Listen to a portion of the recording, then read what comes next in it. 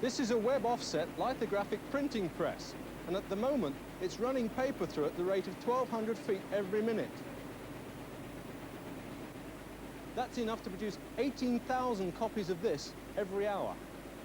The press is manufactured in this country by a company called Baker Perkins and is one of their first semi-automated systems.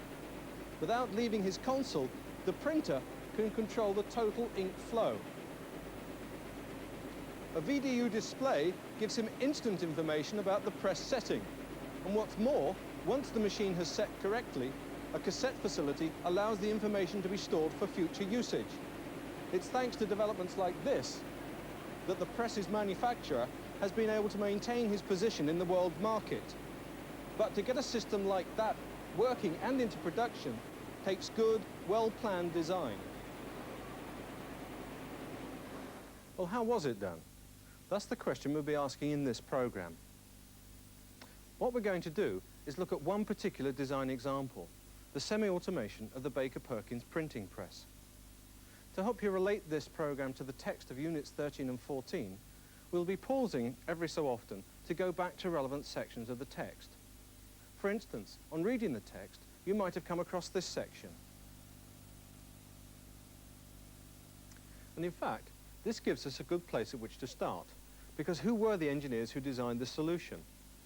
And perhaps what's more fundamental, what was the problem? Well, let's start with the first question, with the design engineers. In this case, they were from a company called Pat Center International. Their labs and offices are to be found at Melbourne near Cambridge. And one of their directors, George Buchanan, explained to me what Pat Center does.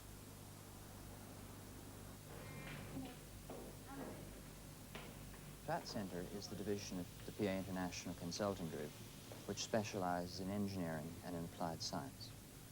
We do technical troubleshooting, product strategy, but about 2/3 of the work we do is actual development of new products themselves. In doing that, we follow most of the design philosophies that you've described in the course, but of course we're rather tightly constrained by the commercial, the time scales, and the budgeting. So Pat Center International undertook the role of design engineering on behalf of Baker Perkins. But what about the problem they had to design for? Again, reading from the text, you'll have noticed that we place considerable emphasis on problem definition, and in particular on the formation of the problem in engineering terms.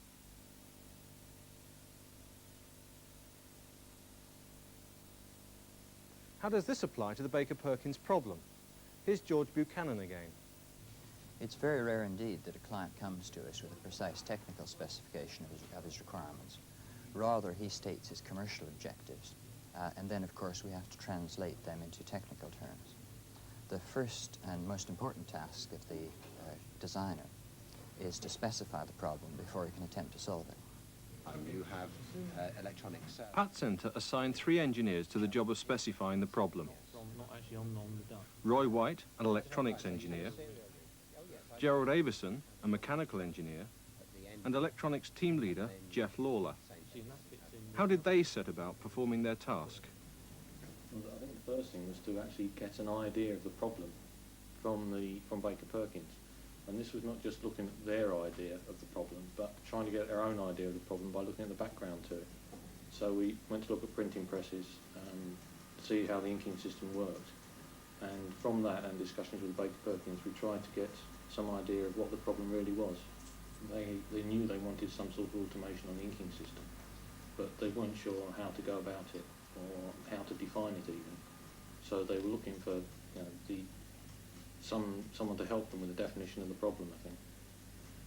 But the important thing, of course, is to make the best use of their experience in the printing industry, coupled with our experience of the technologies that might be applied to this particular problem. But when did you get to the point of putting things on paper, perhaps ideas?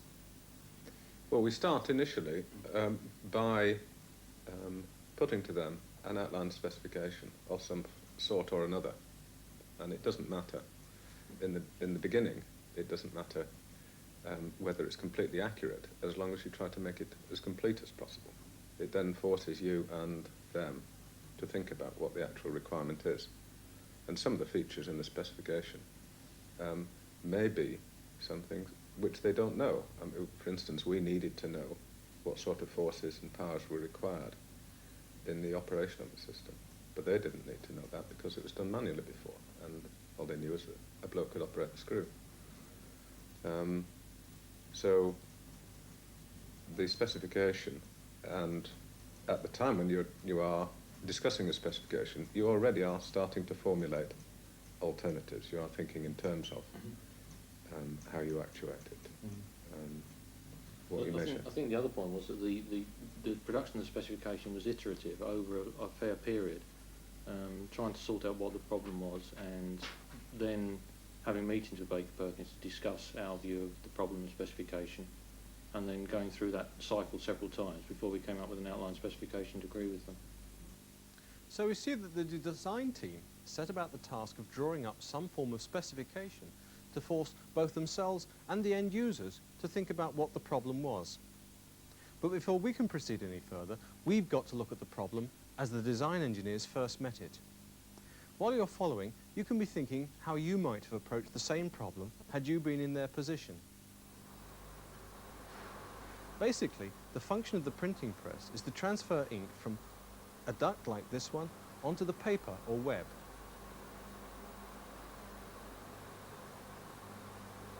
This is achieved in practice by each colour ink being transferred to the web by a series of connecting rollers. Now what the design team was interested in was the control of the ink intensity, and that takes place back at the duct. The details are hidden under the ink, so we've built a simplified sectioned model. As you saw, the trough is filled with ink up to about the top of the roller, and the roller rotates in this direction,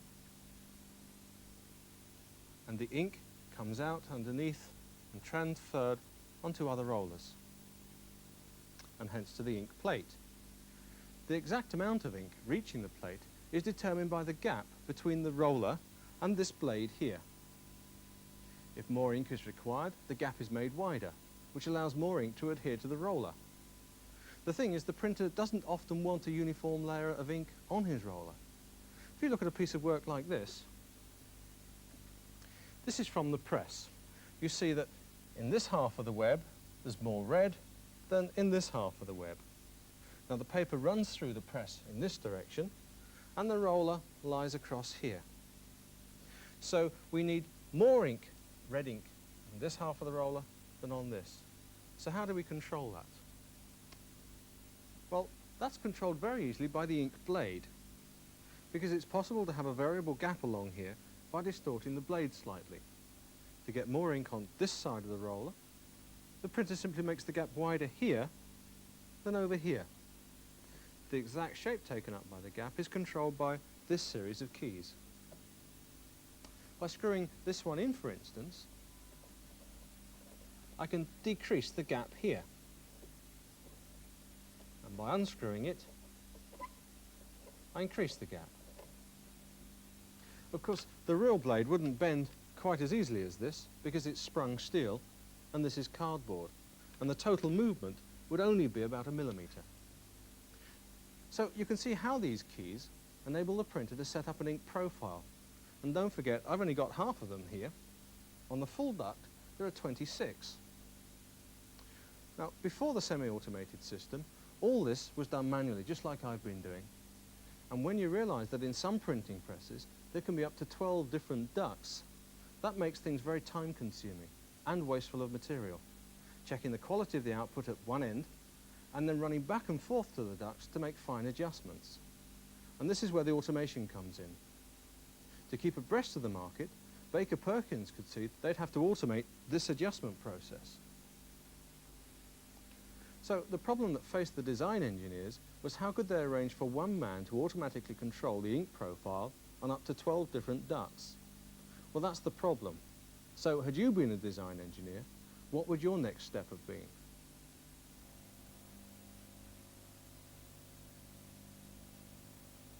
That's what the text would advise you to do. So what did the Pat Center engineers do? The idea was to actually split it into functional blocks, right, not considering electronics or anything like that. And these are in fact the blocks that we tried to isolate. The major functions being performed are the operator has to control the system somehow. He has to control the amount of ink going onto the print. And he controls it via the blade, which is moved by this functional block, and the position of it is sensed via this functional block. So we have these three blocks, which are the main functional blocks, and they have to be tied together somehow. So we include a notional block in the middle, which we call controller, which just links the outside functional blocks together. These are the functional blocks, and the reason we split them up into functional blocks like this is so we can consider each block separately, which makes it much simpler than considering the system as a whole.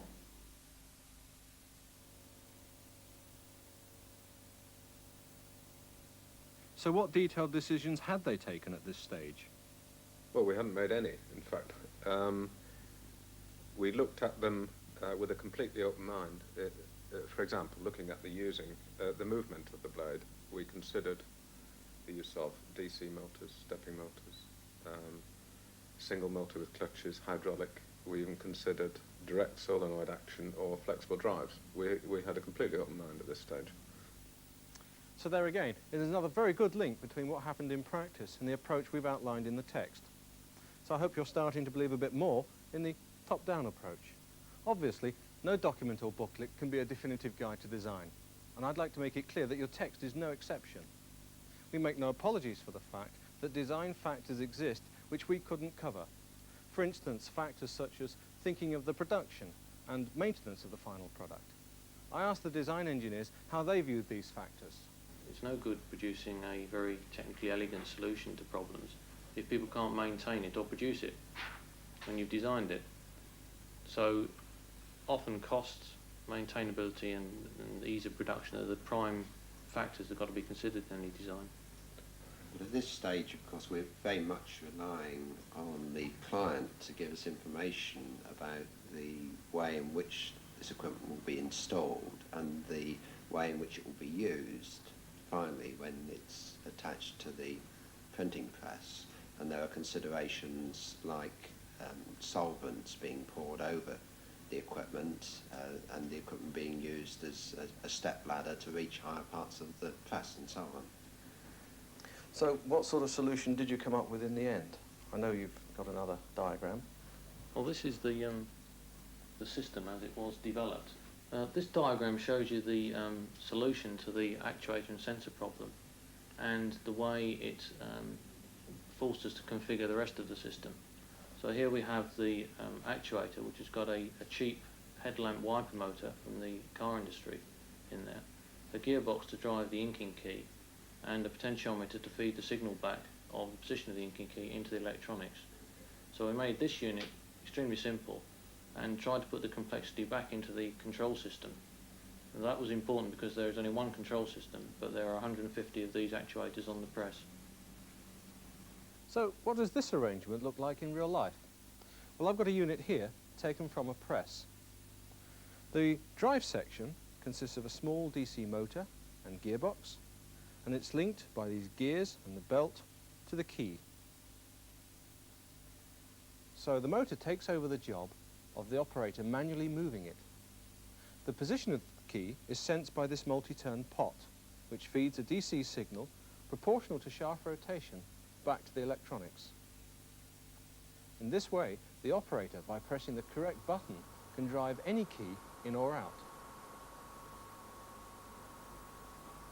And the potentiometer supplies the feedback signal, which eventually appears on the VDU screen. There are two of these units in each casting, controlling two adjacent keys. And you'll remember that each duct has 26 keys along it, so for each duct there are 26 motor drive signals and 26 separate position feedback signals. What's more, each press can have up to 12 separate ducts. So in total, the electronics could have to handle up to 312 keys. We'll be seeing how they handled that in a moment. But while I'm talking about the module, I'd like to draw your attention to the motor. Its selection highlights the need for the design engineer to consider component availability. Gerald Davison explains, Yes, Jeff mentioned the motor. At the time, this was a slight cliffhanger. We favoured a DC motor, a cheap DC motor, but DC motors with gearboxes were difficult to find. We located a suitable one, and we were advised that the supply of these motors was assured, provided an order for an application in the car industry materialised. And at the time, we had to make a decision. Philips, who supplied the motor, it wasn't, in fact, this one, were pressing for an order for quantity production, and in fact it came. So we then were able to commit ourselves to this motor, for which there was no alternative, in the knowledge that Baker Perkins would still be able to mount these motors in 5 or 10 years' time.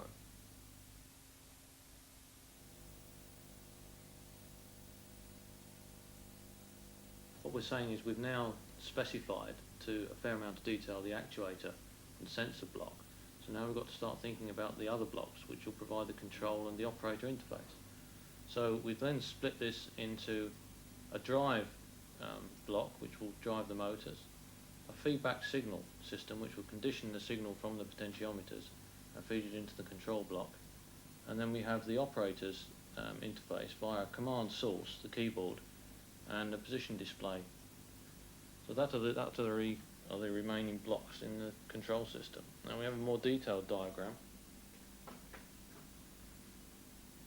So if we start on the right hand side of the diagram here, we have the motor drive system, and we have a multiplexing system here to send those motor drive signals out to any one of the 12 possible colour ducts on the press.